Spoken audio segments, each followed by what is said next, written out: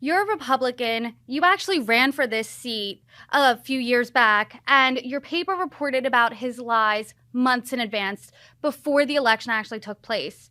Why do you think, or how do you think, he was able to rise the ranks here and flip this seat, aside from the gerrymander district flipping? Yeah, I mean, look, no one took, he was not a candidate running for a competitive seat until the district was redrawn by the state courts in June. And then suddenly he was a candidate in a very, very competitive seat, and in a year which turned in New York into a red wave year, particularly on Long Island, because of Lee Zeldin's strength on Long Island. And that's really what the political story is here. Why, at that point, people didn't pay attention to him is because there was a very strong gubernatorial race running. Lee Zeldin was running a very strong, powerful race. And so all eyes and almost all attention was on that race. So George Santos also lucked out in that he was below the radar when the radar would have picked him up. Knowing what we know now, what has the response been in your community, especially among Republicans? Well, look, half an hour, just earlier today, the Nassau Republican Committee held a press conference unanimously demanding that George Santos resign from the United States Congress and unanimously stating that they will not work with him.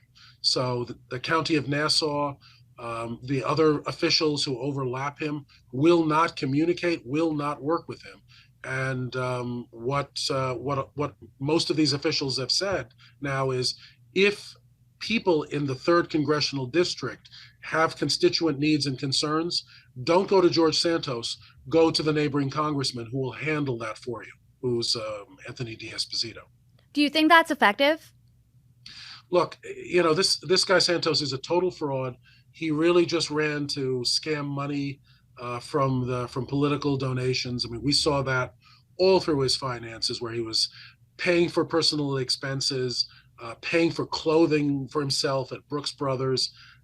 This for him, this was an experienced political expert who worked for me once called me up out of the blue and said, "Grant, I'm looking at his finances. This is not a congressional campaign. This is a let's go party and spend money down black holes disclosure."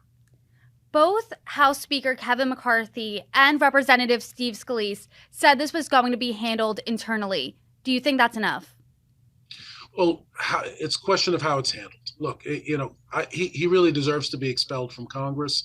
I do expect the criminal charges will come down very quickly, and when I think they're going to wait to see in Congress to see when those criminal charges are filed and what they involve.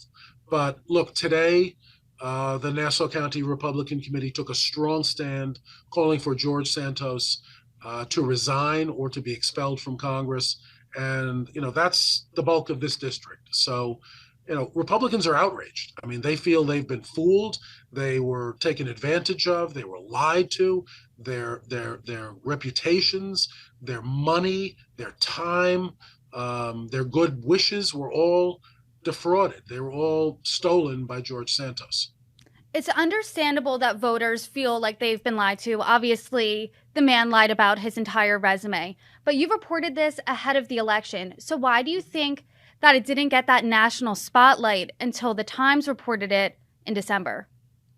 Well, look, there are 435 congressional districts in America.